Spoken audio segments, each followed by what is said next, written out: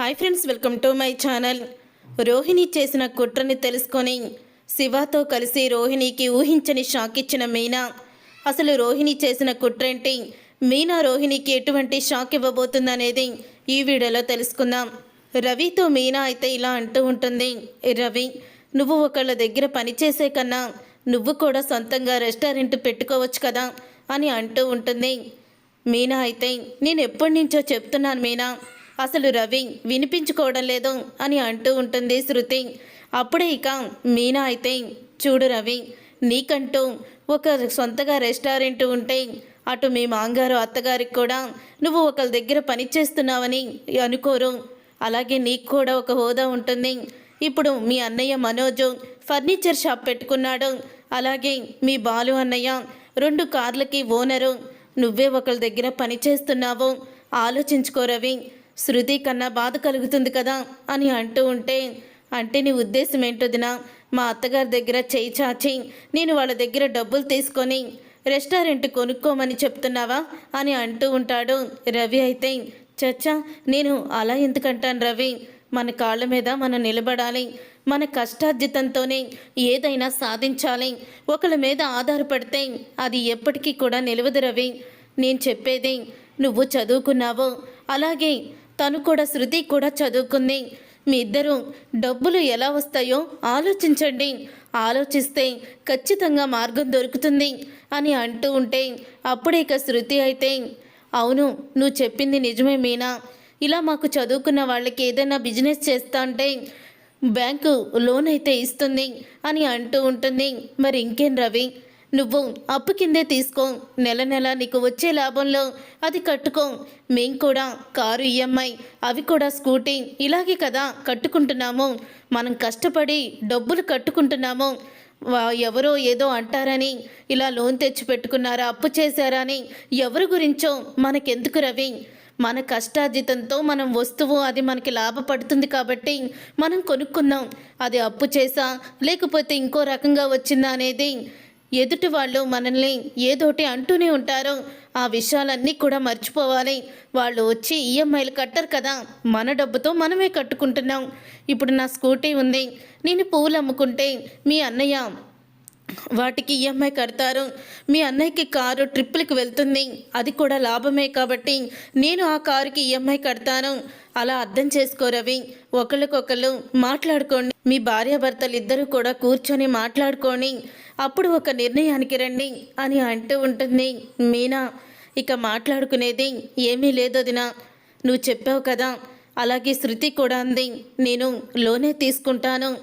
రేపే మా సర్టిఫికేట్స్ అన్నీ తీసుకొని బ్యాంకుకైతే వెళ్తాము అని అంటూ ఉంటాడు రవి. అయితే అప్పుడే రవి అన్న మాటలకి ఇలా అంటూ ఉంటుంది శృతి, ఇన్నాళ్ళకి నువ్వు నా నిర్ణయాన్ని ఒప్పుకున్నావు రవి అని చెప్తూ ఉంటుంది శృతి. చూడు శృతి, నువ్వు కూడా పంతానికి పోకూడదమ్మా. నీకు జ్వరం వచ్చింది, నువ్వు రవిని ఉండమన్నావు, తప్పు లేదు. కానీ రవి పరిస్థితి కూడా అర్థం చేసుకోవాలి కదా.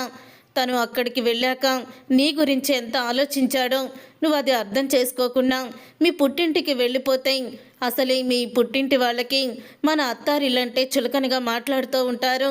మీ అమ్మ మావయ్య గారిని ఎంత తీసి పాడేసినట్టు మాట్లాడుతుందో చూడు. మరి ఇలాంటి వాళ్ళ దగ్గర నువ్వెంత జాగ్రత్తగా ఉండాలి. ఇక్కడ నువ్వు ఎంతో ఆనందంగా ఉన్నావని మీ అమ్మ వాళ్ళకి తెలియాలి. అంతే తప్ప చీటికి మాటికి బ్యాగ్ తీసుకొని పుట్టింటికి వెళ్ళిపోవడం కాదమ్మా. అలా వెళ్ళాలైతే నేను రోజుకి ఒక 10 సార్లేమో బ్యాగ్ తీసుకొని మా అమ్మ వాళ్ళ ఇంటికి వెళ్ళిపోతూ ఉండాలి అత్తయ్య అనే మాటలకి అని అంటూ ఉంటుంది మీనా. చూడు మీనా, నీకున్న సహనం ఓర్పు నాలో లేదు, కానీ ట్రై చేస్తాను. కానీ నీకులాగా మాటలైతే నేను పన్న మీనా, అంత సహనంగా ఓర్చుకోలేను అని అంటూ ఉంటుంది శృతి. అయితే సరే, ఈ గొడవంతా వదిలేసాయి, నువ్వు వెళ్ళి బ్యాంకులో లోన్ తీసుకో అని అంటూ ఉంటుంది మీనా. అయితే తరువాత ఇక మనోజ్ అయితే గేమ్ ఆడుతూ ఉంటాడు ఫోన్లో.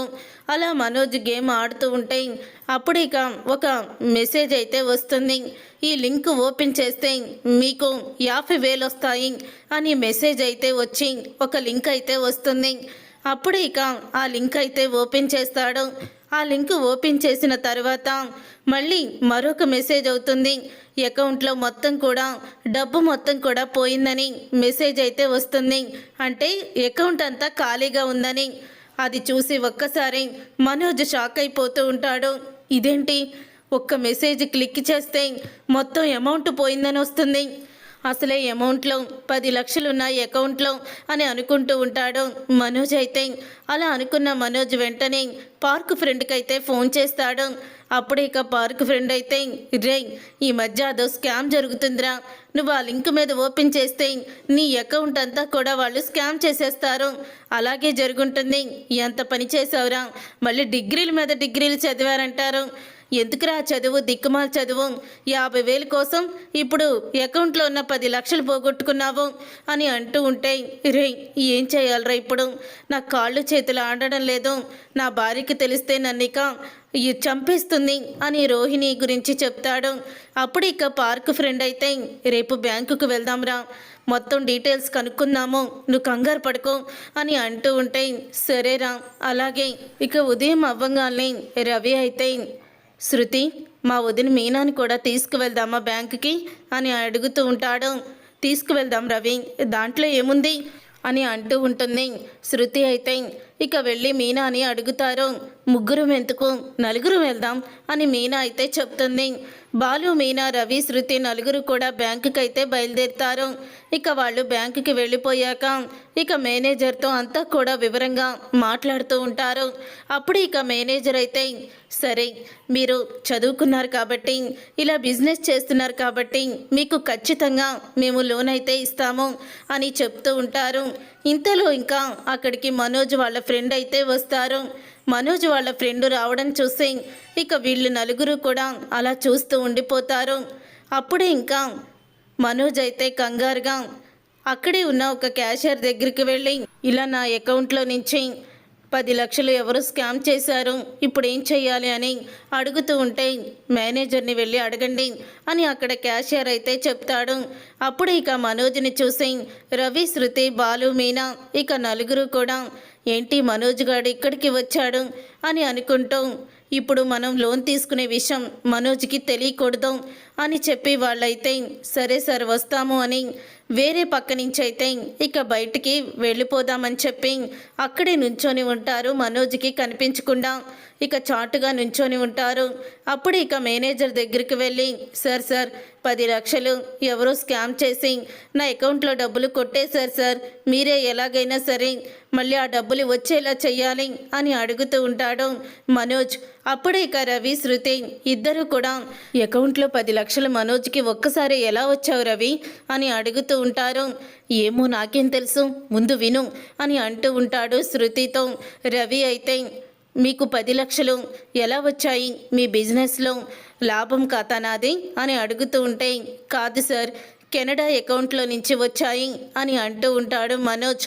కెనడా అకౌంటా అని వెంటనే అకౌంట్ నెంబర్ కొట్టేసరికి, మీకు కెనడా అకౌంట్ నుంచి మొత్తం 48 లక్షలు ట్రాన్స్ఫర్ అయ్యాయి పలానా తేదీలో అని మేనేజర్ అయితే చెప్తాడు.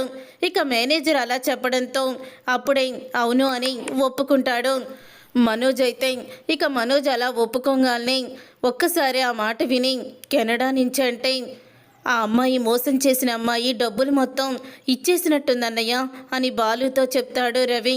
రే వీడియో తీరా అని అంటూ ఉంటాడు బాలు. అప్పుడే మేనేజర్తో మాట్లాడేటప్పుడు వీడియో అయితే తీస్తాడు రవి. అయితే ఇక వీడియో తీసి పదండి ఇంటికి వెళ్దామని ఇంటికైతే వెళ్తారు. నాన్న, మాతావతి బయటికి రండి అని అంటూ ఉంటాడు బాలు. నాన్న, నీ కొడుకు మనోజు 40 లక్షలు మింగేశాడని ఇప్పటి వరకు లక్షలు మింగేసినోడా అని అనేవాడిని కదా, వాడు ఎంత మోసం చేశాడో తెలుసా? అమ్మ మాతావతి, మీ పెద్ద కోడలు మీ పెద్ద కొడుకు కంపెనీ పెట్టడానికి 25 లక్షలు జైల్లో ఉన్న వాళ్ళ నాన్న పంపించాడంటూ మీ ఇద్దరికి కూడా బట్టలు తీసుకొచ్చి మరీ చెప్పింది కదా, అసలు వాళ్ళకి వాళ్ళ నాన్న డబ్బులే పంపించలేదు అని అంటూ ఉంటాడు బాలు. అయితే ఇక ఆ మాట విని, సత్యమైతే ఏంట్రా నువ్వు చెప్పేది, నేను చెప్పేది మీరు ఎలాగో నమ్మరు నాన్న, రవి చూపించరా వీడియో అని వీడియోని చూపిస్తాడు. అప్పుడు ఈ వీడియోలో ఉంటుంది బ్యాంకు మేనేజర్తో మనోజ్ మాట్లాడేది. కెనడా నుంచి కల్పన అనే అమ్మాయి 48 లక్షలు మీ అకౌంట్లోకి వేసింది. దాంట్లో 10 లక్షలు స్కామ్ అయ్యి పోయాయన్నమాట అని అంటూ ఉంటే, అవును సార్, మొత్తం 48 లక్షలు, దాంట్లో 10 లక్షలు మిగిలాయి, మిగతా ఫర్నిచర్ షాప్లో పెట్టాను. ఈ 10 లక్షలు ఏదో మెసేజ్ వచ్చిందని లింక్ ఓపెన్ చేయగానే స్కామ్ చేసి మొత్తం పోయాయి సార్ అని అంటూ మనోజ్ చెప్పడం విని షాక్ అయిపోతూ ఉంటారు. అప్పుడు ఇక రోహిణి అయితే ఇంటికి వస్తుంది. రోహిణి ఇంటికి వచ్చాక మనోజ్ ఎక్కడా అని అడుగుతూ ఉంటుంది ప్రభావతి.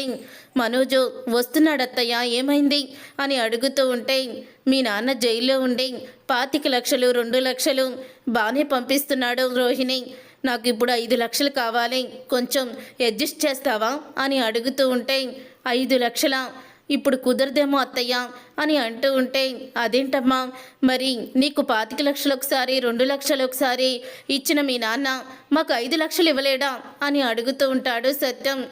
అంటే అది అని అనగానే ఇంతలో మనోజ్ అయితే వస్తాడు. ఇక మనోజ్ రావడంతో, రే మనోజ్, ఈ వీడియో చూడరా అని అంటూ సత్యం అయితే వీడియో చూపిస్తాడు. ఇక ఆ వీడియో చూసి షాక్ అయిపోతూ ఉంటాడు మనోజ్ అయితే. ఏంటి మనోజ్ ఆ వీడియో అని చూస్తుంది రోహిణి. ఇక రోహిణి కూడా చూసి షాక్ అయిపోతూ ఉంటుంది. ఏంటి పార్లలమ్మా అలా షాక్ అయిపోయావు? ఓహో, మీ నాన్న పంపించిన 25 లక్షలు ఏమైపోయాయి అని ఆలోచిస్తున్నావా అని అడుగుతూ ఉంటాడు. ఎంత నాటకం, ఎంత డ్రామా, మొగుడు పెళ్ళం కలిసి ఎంత మోసం చేశారు నాన్న అని అడుగుతూ ఉంటే, నాకు తెలుసు అమ్మకి కూడా ఈ విషయం తెలిసే ఉంటుంది అని బాలు అంటాడు. నాకు తెలీదురా, నాకు ఇప్పుడే తెలిసింది. నాకు వీళ్ళు ఎందుకు చెప్పలేదో తెలుసా?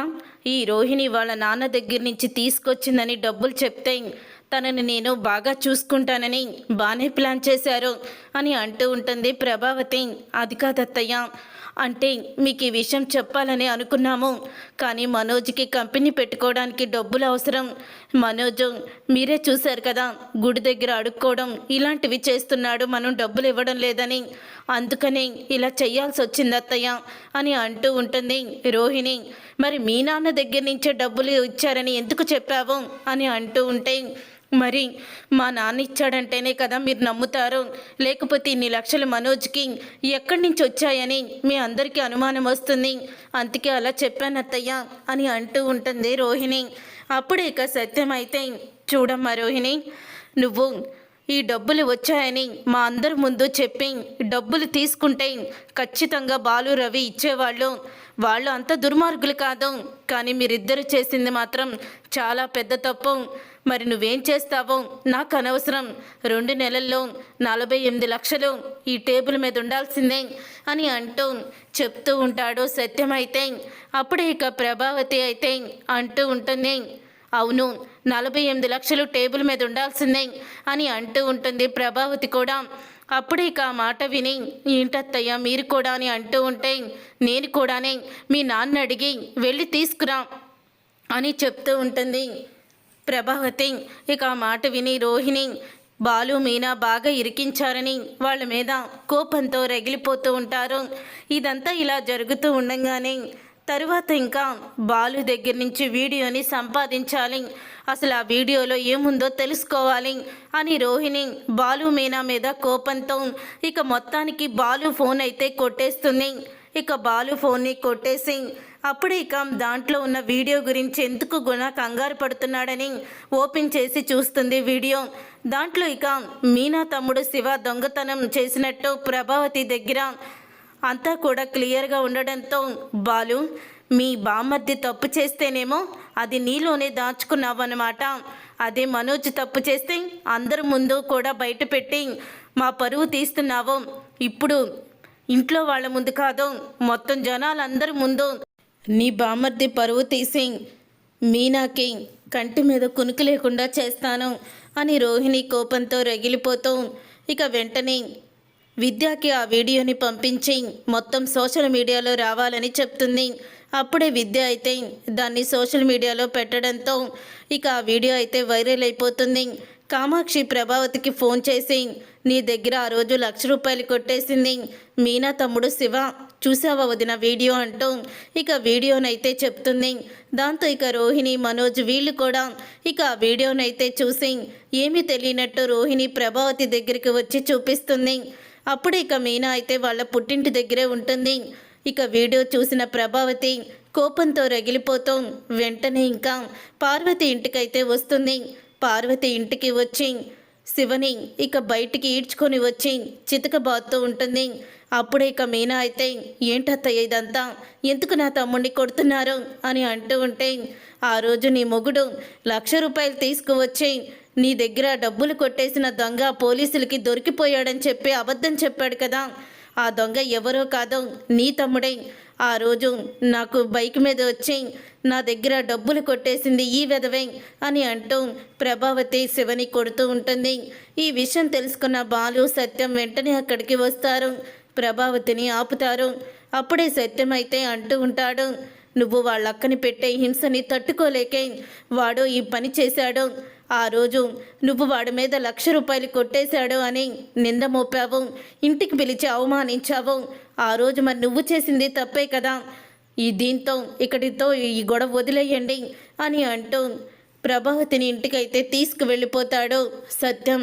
అప్పుడే ఇక బాలుకి దండం పెట్టి పార్వతి అయితే, ఏంటి బాబు ఇన్ని రోజులు ఈ విషయం మీకు తెలుసు కదా, అందుకే కదా ఆ రోజు వాడు చెయ్యి విరిచేశారు అని అంటూ ఉంటే, అత్తయ్య, కానీ ఈ వీడియో వైరల్ ఎలాగైందో తెలియడం లేదు. నా ఫోన్లో ఉన్న వీడియో అసలు ఎలా వెళ్ళింది, ఎవరు పంపించారు మీడియాకి అని అంటూ ఆలోచిస్తూ ఉంటాడు బాలు. తర్వాత ఇక రోహిణి అయితే విద్యతో ఫోన్లో మాట్లాడుతూ ఉంటుంది. భలేగా అయ్యింది, లేతే కల్పన దగ్గర డబ్బులు మేమే కొట్టేశామని మొగుడు పెళ్ళం అత్తయ్య దగ్గర మావయ్య దగ్గర మమ్మల్ని ఇరికించారు. అందుకని మాకు ఇంట్లో జరిగిన అవమానం వాళ్ళకి వీధిలో జరగాలని ఆ రోజు బాలు ఫోన్లో ఉన్న వీడియోని నీకు పంపించాను అని అంటూ ఉంటుంది రోహిణి. అప్పుడే రోహిణి పని ఇదంతా అని తెలుసుకొని ఇక మీనా అయితే కోపంతో రగిలిపోతూ వాళ్ళ పుట్టింటికి వెళ్ళి వాళ్ళ అమ్మతో ఈ విషయం చెప్తుంది. అప్పుడే ఇక మీనా చెప్పింది వినేస్తాడు శివ అయితే, అంటే ఇదంతా కూడా గుణతో చేతులు కలిపే చేస్తుందేమో అక్క. గుణ దగ్గర ఈ రోహిణి చాలా డబ్బులు కూడా వడ్డీకి తీసుకుంది. రోహిణి కోటీశ్వరరాలు అంటారు కానీ నాకెందుకు అనుమానంగానే ఉందక్క అని అంటూ ఉంటే, అప్పుడే ఇక అంటూ ఉంటుంది మీనా, రే నువ్వు ఫాలో అవ్వవు రోహిణిని, ఫాలో అయ్యి అసలు తనేం చేస్తుందో ఎక్కడికి వెళ్తుందో మొత్తం తెలుసుకో అని అంటూ ఉంటే, అప్పుడు ఇక శివ అయితే ఫాలో అవుతానక్క, తప్పకుండా అవుతాను అని శివ చెప్తూ ఉంటాడు. ఆ రోజు నుంచి కూడా రోహిణి ఎక్కడికి వెళ్తుందా అని ఫాలో అవుతూనే ఉంటాడు శివ అయితే. తర్వాత ఇక మీనా దగ్గరికి రోహిణి అయితే వస్తుంది. కాఫీ ఇవ్వు అని అంటూ ఉంటే, కాఫీ కావాల్సింటే పెట్టుకో అని చెప్తూ ఉంటుంది మీనా. ఏంటి అంత పొగరు, మీ తమ్ముడు చేసిన తప్పుకి మీ కుటుంబం మొత్తం అత్తగారి దగ్గర కాళ్ళ మీద పడి క్షమాపణ అడగాలి. అత్తయ్య మంచిది కాబట్టి ఇప్పుడు మిమ్మల్ని క్షమించేసి వదిలేసింది, అయినా నీ పొగరు తగ్గలేదా అని అంటూ ఉంటే, అవును మరి నువ్వు కూడా నీ కుటుంబం మొత్తం తీసుకురా, కాళ్ళ మీద పడండి అని చెప్పి అంటూ ఉంటే, నా కుటుంబం ఎందుకు వస్తుంది అని రోహిణి అంటూ ఉంటుంది. కంగారు పడుకు రోహిణి, మొత్తం విషయాలన్నీ బయటికి వస్తాయి కదా, ఎందుకు కంగారు పడుతున్నావు నువ్వు అని అంటూ ఉంటుంది మీనా అయితే. నీ పార్లర్ని వేరే వాళ్ళకి ఇవ్వడం, పార్లర్ పేరు చెప్పి అటు ఇటు రోడ్లంట నువ్వు తిరగడం, అలాగే ప్రతి దానికి కూడా టెన్షన్ పడుతూ తడబడుతూ సమాధానాలు చెప్పడం, మీ పుట్టింటి గురించి అడిగితే ఎవ్వరికి కనీసం మీ నాన్న ఫోటోను కూడా నువ్వు చూపించకపోవడం, ఎక్కడో మలేషియాలో ఉన్నాడని చెప్తున్న మీ మావయ్య నాకు ఇదే ఊర్లో కనిపించడం, ఇవన్నీ కూడా బయటికి వస్తాయి. అప్పుడు అత్తయ్య కాళ్ళ మీద ఎవరు ఎలా పడతారో అప్పుడు చూద్దాం. గుర్తుపెట్టుకో, నా తమ్ముడు వీడియోని నా భర్త ఫోన్లో నుంచి కొట్టేసి మొత్తం అందరూ చూసేలా చేసింది నువ్వేనని నాకు బాగా తెలుసు. అంతకంతా నీకు బదులు తీర్చుకుంటాను, చూస్తూ ఉండు అని అంటూ ఉంటుంది మీనా. ఆ మాట విని ఒక్కసారే షాక్ అయిపోతూ ఉంటుంది రోహిణి అయితే. నేను తీస్తావేంటి అని అంటూ ఉంటే, అప్పుడే రోహిణి చంప పగలగొట్టి, నాకు తెలియదు అనుకుంటున్నావా, నువ్వు నీ ఫ్రెండ్ విద్యతో ఫోన్లో మాట్లాడేటప్పుడు నేను మొత్తం వినేశాను. నువ్వు ఎలాగైతే రివెంజ్ తీర్చుకున్నావో అంతకన్నా నీ మీద నేను బదులు తీర్చుకుంటాను, చూస్తూ ఉండు. ఈ విషయం మా ఆయనకి తెలిస్తే ఇంట్లో చాలా పెద్ద గొడవే చేస్తాడు. అయినా సరే అత్తయ్య మిమ్మల్ని వెనకేసుకొస్తుంది తప్ప అత్తయ్యకి మీరు చేసిన తప్పు కనిపించదు కదా. నువ్వే తప్పులు చేస్తున్నావో, నువ్వు ఎటువంటి మోసాలు చేస్తున్నావో అత్తయ్యకి కళ్ళకి కట్టినట్టు సాక్ష్యాలతో సహా అత్తయ్య ముందు బయట పెడతాను అని అంటూ ఉంటుంది మీనా. ఇక మీనా దెబ్బకి అప్పుడే ఇక రోహిణి అయితే షాక్ అయిపోతూ ఉంటుంది. మౌనంగా ఉన్నాం కదా అని ఏదైనా చెయ్యొచ్చు అనుకుంటున్నావు, నాకే తెలివి ఉంది కదా, ఏమి పట్టించుకోననుకుంటున్నావేమో, చూస్తూ ఉండు నీ గుట్టం ఎలా బయట పెడతానో. రోహిణి కోటీశ్వరరాలా, లేకపోతే అసలు రోహిణి మలేషియాలో పుట్టి పెరిగిందో లేదో మొత్తం బయటకు వస్తుంది అని చెప్తూ ఉంటుంది మీనా. నాకు నెల రోజుల్లో నీ బండారం మొత్తం కూడా బయట పెట్టిస్తాను రోహిణి అని చెప్పి మీనా అయితే రోహిణికి వార్నింగ్ ఇస్తుంది. అప్పుడు మీనా వార్నింగ్కి షాక్ అయిపోతూ ఉంటుంది. రోహిణి అయితే ఇక షాక్ అయిపోతూ ఇదేంటి మీనా ఇలా మాట్లాడుతుంది, నిజంగానే నా గురించి బయట పెట్టేస్తుందా అని భయపడిపోతూ ఉంటుంది రోహిణి. చూసారుగా ఫ్రెండ్స్, రాబోయే కథలో ఖచ్చితంగా ఇలాగే జరగబోతుంది. మరి ఇలాగే జరగాలని మీరైతే కోరుకుంటున్నారా? అయితే వీడియోని తప్పకుండా లైక్ చేసి ఛానల్ని సబ్స్క్రైబ్ చేసుకొని పక్కనే ఉన్న గంట సింబల్పై ఆలని క్లిక్ చేయండి. అప్పుడే మేము పెట్టే ప్రతి వీడియో మీరు మిస్ కాకుండా చూసేవచ్చు.